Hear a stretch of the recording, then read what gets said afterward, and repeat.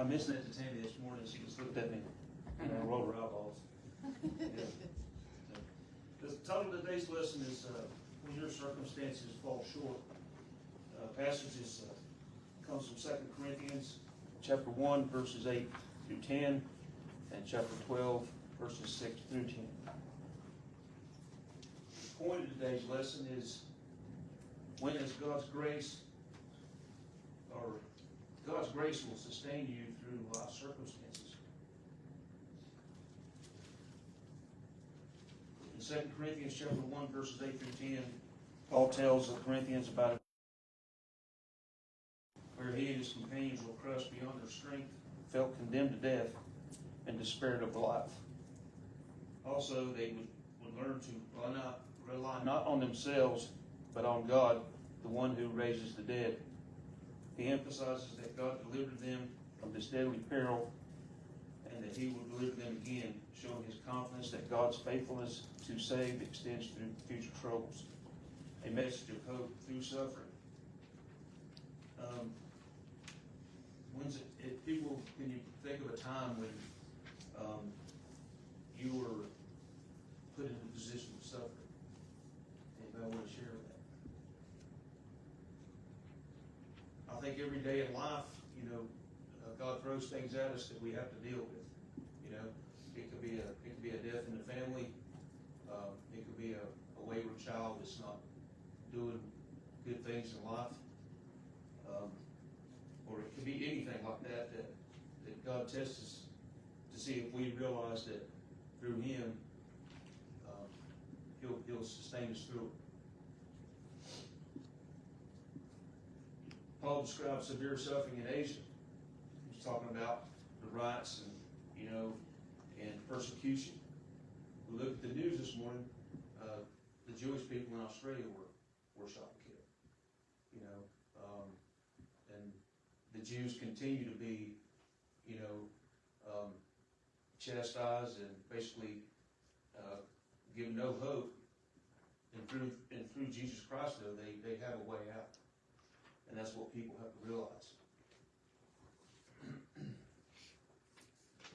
They were celebrating Hanukkah, too. That's right, exactly right.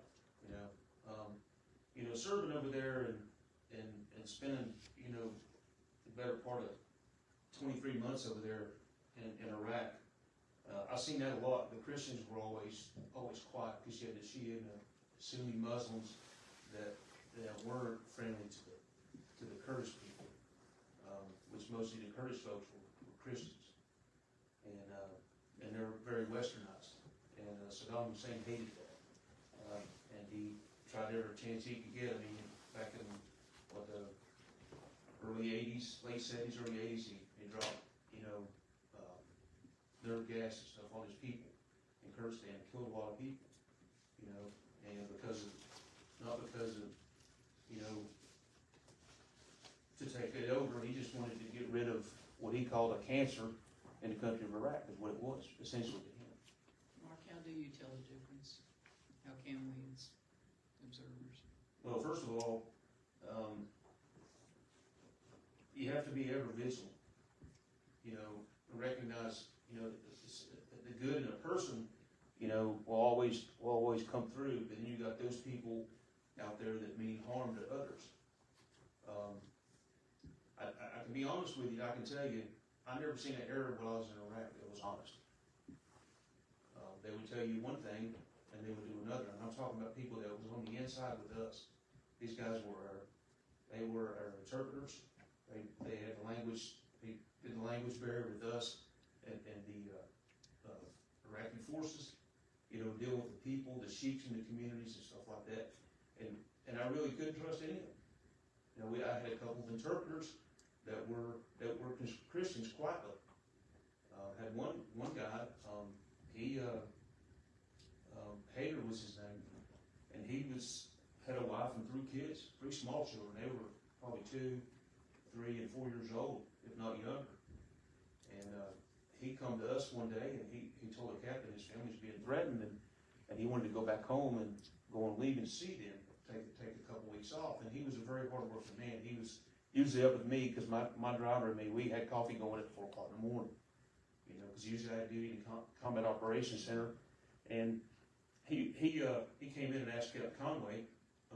So they said, "Oh, I'll take 2 weeks and go home." So we took him home, which was kind of down in what we call Indian territory, and 2 weeks later we went back to pick him up, and we found his wife, him, and his 3 kids hanging by piano wire in their house. So, you know, this was a guy that believed in Christian faith. He wasn't a Islamic, you know, jihadist Muslim type, and he was probably one of the only folks I seen over there that I could really trust. And he lost his life because he was helping us and at the same time trying to protect his family. But he gained his life. He did. He gained his life. You know, he's on the other side now, and that's a good thing.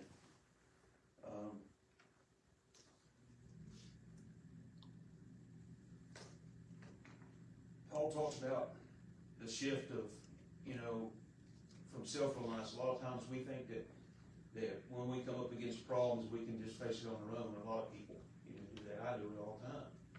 You know, but then I look back and turn to God and pray to Him, and usually it solves the problem. You know, people trying to witness to somebody. You're trying to tell somebody about Jesus Christ, and they're shaking their head. Oh no, got to hear this God thing again.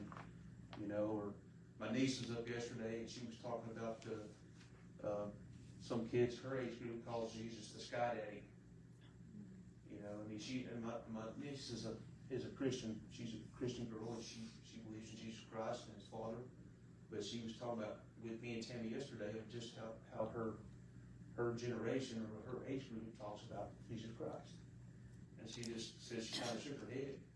But when you're trying to witness to people and they start shaking their head, you know, you try to tell these people that God is the only way.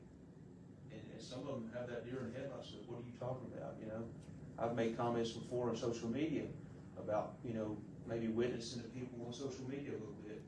And then you'll have a guy come along and say, "Oh, you've been reading a fairy tale book again, huh? You know, you've been reading a comic book." You know, and that's dangerous. That's really dangerous. You know, I'm not perfect, never have been. Don't claim to be. Don't claim to ever be. You know, and I think sometimes that people think that they have a first-class ticket to heaven. Nobody has that unless you believe in the Father and the Son, Jesus Christ, and you gave Him your heart. Nobody has that. We just have to remember when things are bad and things are going south for us, that if we just look to Jesus Christ, He has the power to sustain us through any of that. You know, look at Hurricane Lonnie. I mean, it destroyed pretty much the whole part of Western North Carolina. Some counties, some cities now still haven't recovered from that. You know, and others, you know like Asheville. Asheville is a very I'm trying not to get political on this one, but Asheville is very left-leaning. They believe in transgenderism. They believe in homosexuality. You know, they support all this. They vote for all this stuff, and they're just as complicit as the people passing these laws when they do that. And Asheville got crushed by Hurricane Lonnie. That was absolutely. Tammy and I were going to one of my Marine buddies' funerals down there that I served with in 2004 down in Murphy. And we went through there. It was just after the storm.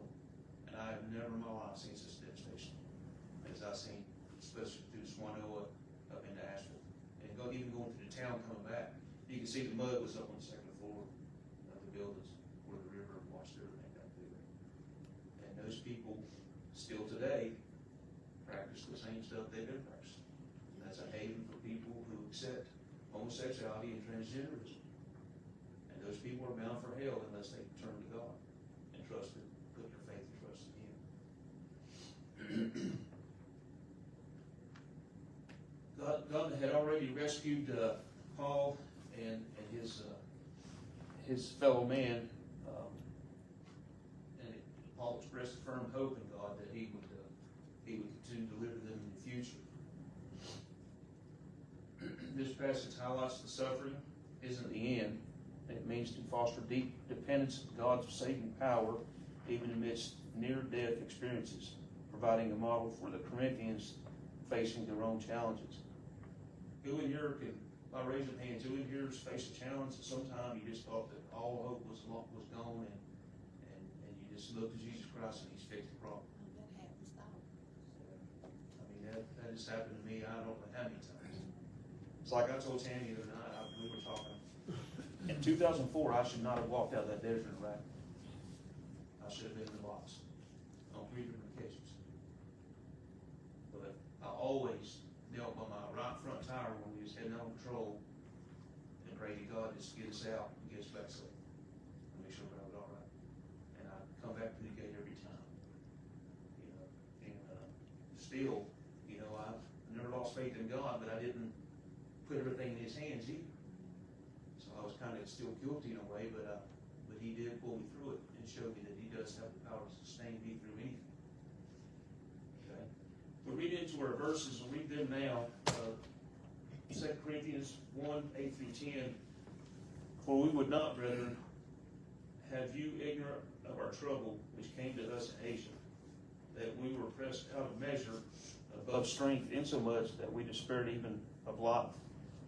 But we had the sentence of death in ourselves, that we should not trust in ourselves, but in God, who raiseth the dead, who delivered us from so great a death, and doth deliver, in whom we trust, that He will deliver us. I think back sometimes, you know, my grandmother used to write me letters when I was in the service, you know, before she passed away. She would always send me a letter, and at the end of that letter, she would say, never lose your faith in Jesus Christ. Always trust in God, love Granny. You know, and I've got some of those letters. I mean, these goes way back to the mid-'80s and stuff. And Grandma always talked about, you know, relying on Jesus Christ. Her and Grandpa, both Grandpa was a deacon at Landmark Baptist Church and at Tuckerdale Baptist Church. And they constantly, you know, not beat us kids down with it, but they always said, trust in God. Never let your faith, you know, steer from Him. But it is the only way to get you to the other side. Talk about what's the scariest weather event you've seen or experienced? I guess Hurricane Helene would be the most recent. You know, people suffering, people not having a home, people not having clothes because they lost everything.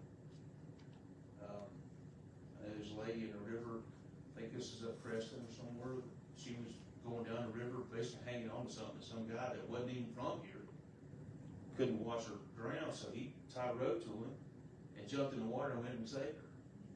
You know, I mean, that's not, you know, that is not, what do you call it? Can't even think of the word right now. It's human nature, but you're not thinking about yourself, you're thinking about something more than just yourself. And that's why we have to approach the Word of God. We have to think about the Word of God that's going to pull us through anything, no matter whether it's good or bad. And when you see somebody hurting, you try to comfort them the best you can and pray with them. Ask people to pray with you, you know, and it'll get you through every time. My father, you know, a couple months ago, we thought he was heading down a bad road. We thought he had lung cancer, we thought he had esophageal cancer, and we thought he had prostate cancer, all 3 cancers. Well, we went to see the oncologist, and I prayed with him that morning, going down there in the truck, and I told Dad, I said, you know, no matter what it is, God will get you through it. You just can't lose faith. And we got down to see Dr. Collins down at Forsyth Hospital, and he sat down with Dad, and he just looked Dad right in the eyes, kneecap to kneecap, and he said, Mr. Massey, he said, you don't have esophageal cancer, and you don't have lung cancer, but you do have prostate cancer. And of the 3, of course, every man lives long enough to have prostate cancer.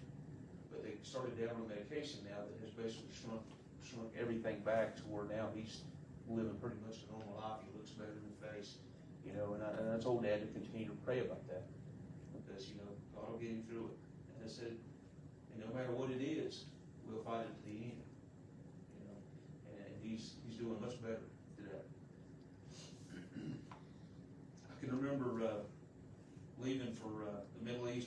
2002, we had 3 ships, 2,400 Marines on all 3 ships, heading to the Middle East.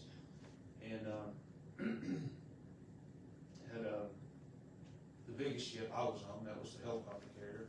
So it took a lot of waves to move us around. Now, at nighttime, that ship would rock you to sleep, you know, because it's moving around like that. And I always, my head was just right, because my feet would go like this, and my head would go like that. So it just rock you like a little baby. But I was out, you know, when we were between 2 hurricanes. One was to the south of us, one was to the north of us. So the waves were anywhere from 60 to 80 to 100 feet tall. And I watched the waves go over the top of the flight deck, you know, from the crow's nest up over the captain directs the ship. But I was on duty, and I watched the waves actually go across the flight deck. And it's, the power to see is unbelievable. And then I looked out and I watched smaller ships. You'd actually see them go in the water, and then they come back up. I mean, they'd actually go in the water, especially the smaller ships. And it was something to watch that. But the power of God got us through that, even though we were between 2 hurricanes. And I mean, it's like riding on a sled when you're sliding in the snow and you're going over the humps and stuff. It's magnify that like 100,000 times. It's unbelievable what the ocean did. But God pushed us through.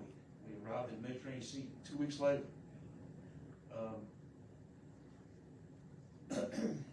When you look at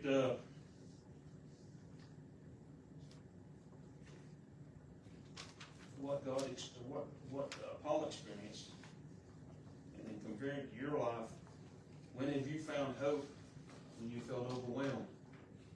You know, you felt overwhelmed by it could be anything. Money, it could, you know, having food in the house. It could be having a child that you're having a real hard time dealing with. I mean, it could be anything. And when have you, you know, I've found hope many times being overwhelmed with school. You have a major exam coming up, something like that, you know. But if you just put it in God's hand, He'll get you through. In 2 Corinthians 12:6-8, Paul discusses his reluctance to boast about his extraordinary divine revelations, fearing pride to prevent this. Fearing pride to prevent this, God allowed him to have a persistent thorn of flesh. What that means is he gave it could have been a sickness. It could have been a spiritual shortcoming or whatever, sent by Satan to make Paul feel like and have doubt, you know. But Paul pleaded with God 3 times to basically to remove that thorn from his flesh, and God refused, instead promising that His grace was sufficient. People, you know, Paul says if he wanted to boast about his amazing experiences like vision of the third heaven, he would be a fool because it would be true. But he stops himself that people don't think too highly of him based on mere appearances or words. Paul was a very obedient and believed heavily in Jesus Christ and God. He did not waver.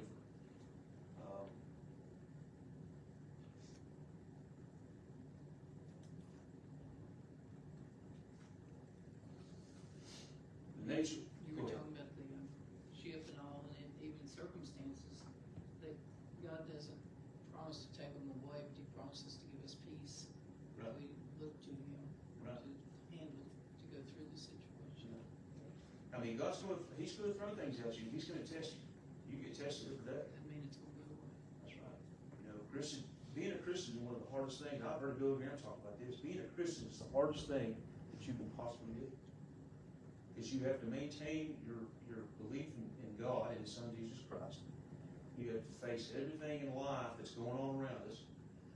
You know, people talk about God's not real, and you know, look at the current events and what's right and burning down of everything in the country. You know, police officers just trying to do their job, and people attacking them, shooting them, and killing them. I mean, it's like I was telling Lonnie back there a while ago. The world's on fire.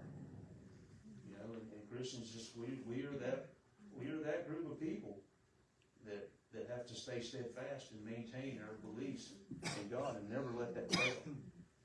Because once you do that, all bets are off. But the difference between us and, you know, the people out in the world, we can, through our faith, go to God. You know, with our problems, and we can endure it better and have no hope. Exactly. That's the benefit Yeah. of being a Christian. That's right. But the devil's always working at you. He's always poking at you, trying to get you to do something that ain't supposed to be done. Oh, You know, and he's an evil fella. You know, and sometimes I look at some of our politicians and I think that's what they might be. You know, because they just. I mean, I don't see. You know, it's like our forefathers founded this country on faith, religion. You know, a free man being able to, you know, make your way, live the American dream, and all this other stuff. And some people are just trying to tear that down. And at the same time, just pushing God away like he's not even in the picture. I mean, years ago, you know, back in as late as 2017, 18, they were talking about having the 10 Commandments removed from the Capitol building. You know, look at all around the country, if you look at cities that are putting up the 10 Commandments or statues of, say, Jesus Christ or Mary or whatever, something like that, then there has to be an atheist statue there because they feel like that it's unfair for them to be a Jesus Christ or a religious symbol there and then not have an atheist symbol there. And studying this week, I found out some really cool stuff about some people that we look up to that are atheists, you know, that are actors and stuff like this in Hollywood and agnostic folks and stuff like that. And you never know it the way they act in the movies, but it's just these people are devout atheists and other things.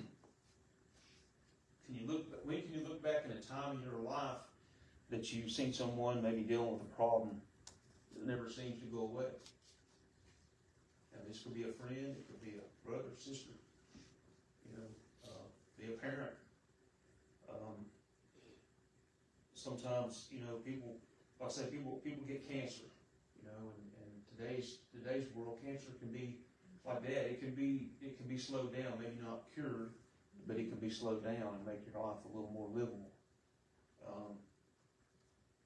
But when you see someone like that, maybe lost a job, and basically they just think the world's coming to an end for them. They can't support a family, they can't support themselves or whatever. That's when we grab those people and we ask them to pray with us. You can pray with them, pray for them. And in turn, their life can get better, but they have to meet God halfway. They have to believe that Jesus Christ was his son and he died on the cross for our sins. I think so many people that have addiction problems and they never seem to be able to handle it. It gets better, it gets worse, it gets better, it gets worse. Yes. I have a sister like that. And she, I retired from the Marine Corps in 2012. I taught school in New Jersey Marine Corps JOTC in New Jersey for 3 years. And my mother had been diagnosed with Parkinson's disease. And my sister, she was really, having a lot of trouble with prescription drugs. And I think she still is today. But I told her, I sat around one day and I told her, I said, listen, first thing you need to do is you put your faith in Jesus Christ. That's the first thing you need to do. And the second thing you need to do is admit 50% of the fixing the problem is admit you have a problem. When people talk about, well, I need to commit this person to get them off alcohol or drugs or whatever, any therapist or anybody that's within those organizations will tell you, unless that person can admit they have that problem, which is 50% of the battle, we can't fix the problem. It's a pushback, push and pull the whole time. But if they will admit that 50% and do their half, then that organization can fix those people most of the time. And addiction is hard. I'm addicted to cocaine. I chew it all the time. And it says your teeth will fall out and you get mouth cancer, but I still chew it. Because it's an addiction. It's nicotine. And I guess it's my better alternative to smoking. Tried smoking cigars and they polluted my lungs, so I didn't do that anymore either.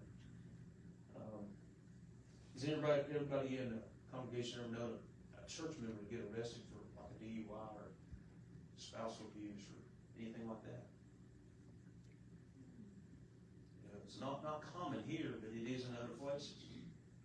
Other places, cities, suburbs, where there's more people, more crime, more opportunities to get involved in shenanigans, I guess you could say.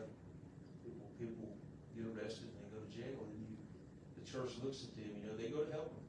You can't say, they're a lost cause, you can't, there's nothing you can do for them. That's not true. You gotta reach out to that person and say, I'm here for you. I'll be your friend, I will do whatever I need to do to help you get where you need to be. And a lot of people will shy away from that. But most Christians will go pray with the person. They will sit down, and I don't care if people dislike me because I believe in Jesus Christ and His Father. I really don't care. As long as I get to the other side and I hear a job well done or something along those lines, that's all I care about. I don't look at anything else. You can tell me that God ain't true, I just want to pray for you. That's all I'm going to do. I'm not going to say anything bad. And I used to be that person. We'll talk about people, homeless people, panhandling and stuff like that. Then I met that woman back there. She changed that. She changed that vision of how I looked at people. Some of these people need help, others just do it for a living. Years ago, they talked about most panhandlers make about $54,000 a year. And it's mostly suburbs, New Jersey and stuff like that. I was traveling up from New Jersey to New York one time, and I pulled up to this off ramp to go into New York City. And this same guy, and I did this route a couple times, and this same black man was at that same light intersection, and he always had his black hat out, and he was, taking money and stuff. Well, one day the third time I was up that light, I decided to stop and talk to that guy. So I pulled off the side of the road, and I was just sitting there talking to him. I was dressed blues, and it was cold outside, and he was cold. He had a coat on, but it was ragged and had holes all in it. So I took him to breakfast that morning. I still had 3 or 4 hours before everything started, so I took him to breakfast. And come to find out, the guy basically had been disowned from his family. He was a grandfather to several grandchildren, a couple sons and daughters. But they disowned him and basically kicked him out of his own house. And he looked at me. You could see the tears bubbling, but you couldn't see them falling out of his eyes.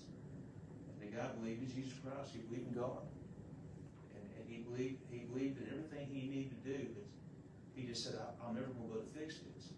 Well, I got a hold of the New York City and the Port Authority Law Enforcement Foundation. They was able to get this guy in a homeless shelter where he wouldn't have to be out there begging for money just to eat food. He told me that day, he said that was the first time he'd eat breakfast in almost 2.5 weeks. And he's, I used to talk to him quite a bit. I lost contact with him. Of course, he was very old, so I don't know what his situation is today, but we stayed in touch for a long time. And every time I sent the Marines up that way, I'd always make sure that they'd check that one intersection to see if that guy was out there. They seen him a few times, but after that, they stopped seeing him. So I guess, they was able to get him in a shelter where he could live a comfortable life in his older years.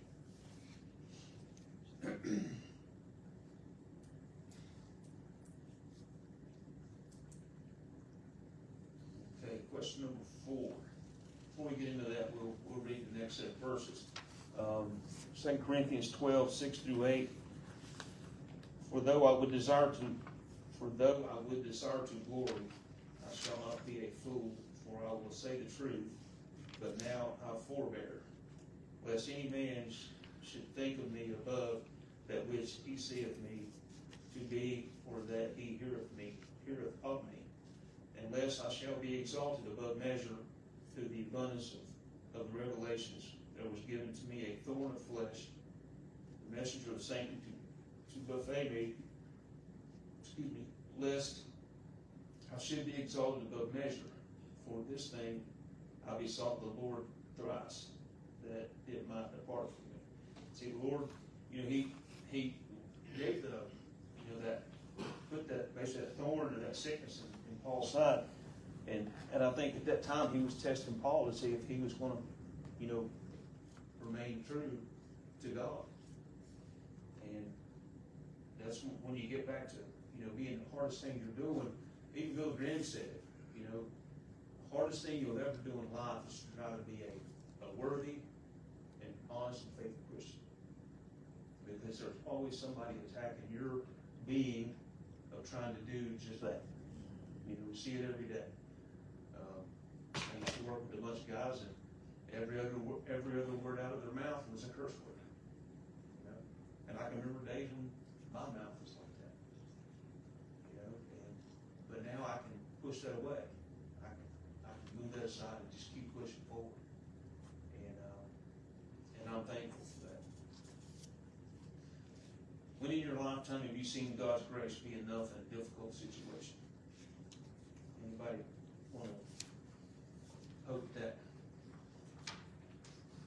At a situation in your life where you just thought it was too difficult to overcome, and all of a sudden the Lord stepped in and took charge.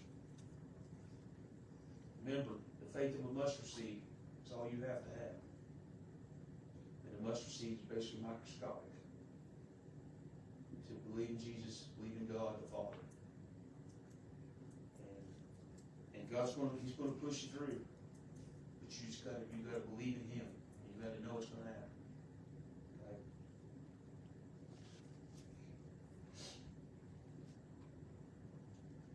When you look at the outreach of churches during Hurricane Helene, you know, when people thought that things were just totally going to crap in a handbag. You had churches like Welcome Home. You had churches in other parts of the county that stepped up, brought in goods, brought in supplies, brought in food, whatever, clothing, coats, and shirts, and just jeans, and whatever these people needed, and was steadfast, shoulder to shoulder with them people, and helped them. You know, you never let them falter. And I wonder, thinking about all the people, just our church alone helped. I wonder how many of those people are true believers now. How many of those people have been saved now because of the power and the faith in God that we showed them, or the church showed them during that time. I mean, we had churches from Middle Virginia, Lonnie, down Hickory, bringing things in to give to these people. You know, it's like Christmas time. Everybody loves Christmas trees, and all the little kids that want gifts and stuff, and that's great. That is good. But we just have to remember that giving is better than receiving. And I always try to teach my boys that, you know, and I know Tammy has with her children as well. God gives us what we need when we need it. He's not going to let us fail, and He's going to test us every day we live.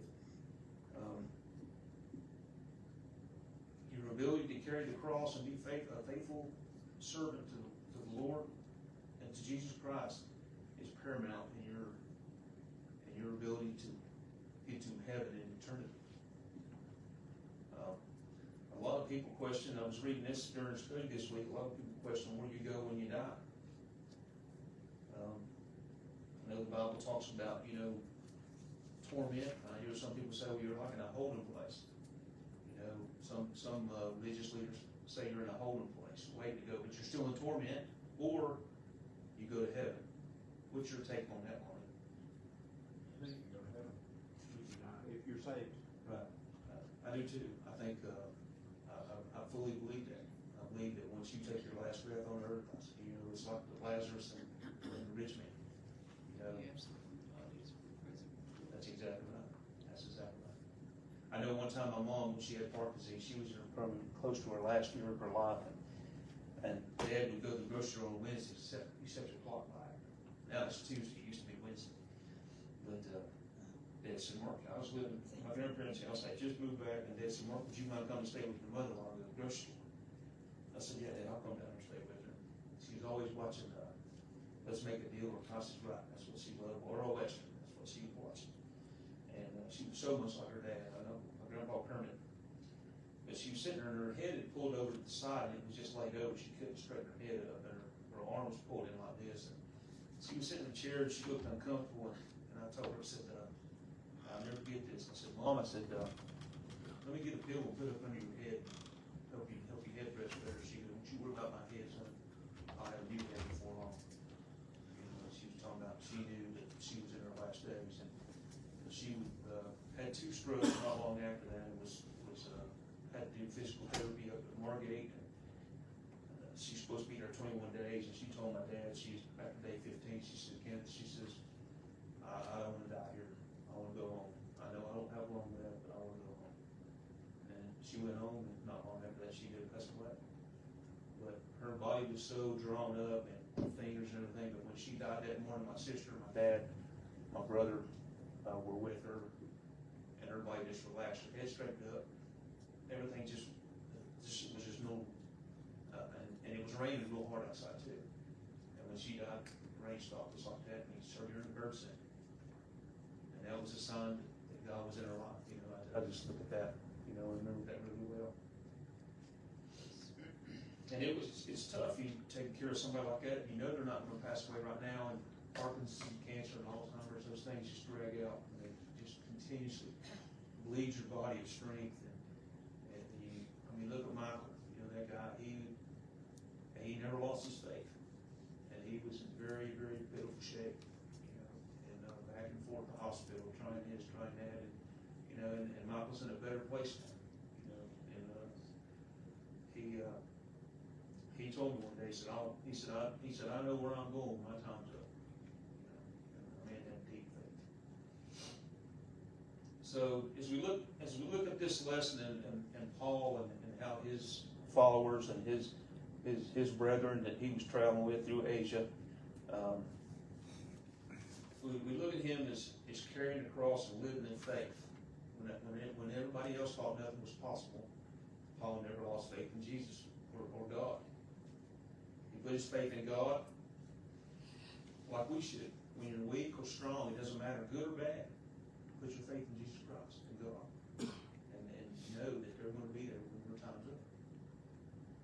When you start doubting that, you know, things are going to happen to make you doubt that.